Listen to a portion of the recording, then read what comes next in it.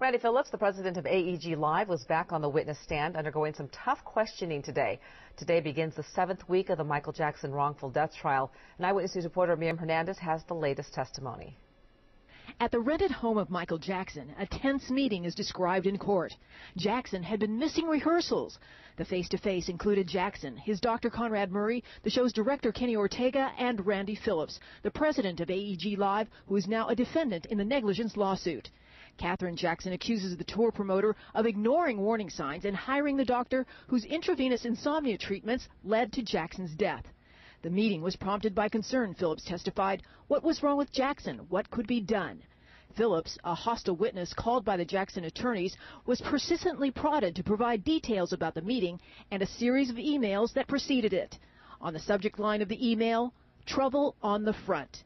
Ortega writes to Phillips, I honestly don't think he's ready for this based on the continued physical weakening and deepening emotional state. Phillips, it is time. Enough alarms have sounded. It is time to put out the fire, not burn the building down.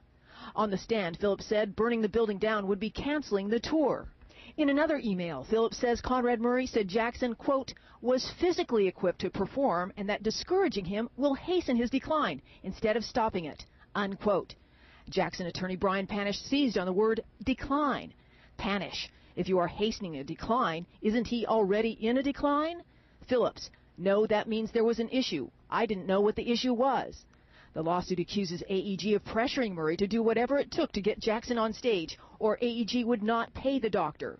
AEG denies hiring the doctor or knowing about his insomnia therapy. About the outcome of the meeting, Phillips testified Jackson was great in the following days, that Jackson had 2 of his best rehearsals after that. The plaintiffs point out the time frame. Jackson died the day after that final rehearsal. Miriam Hernandez, ABC 7 Eyewitness News.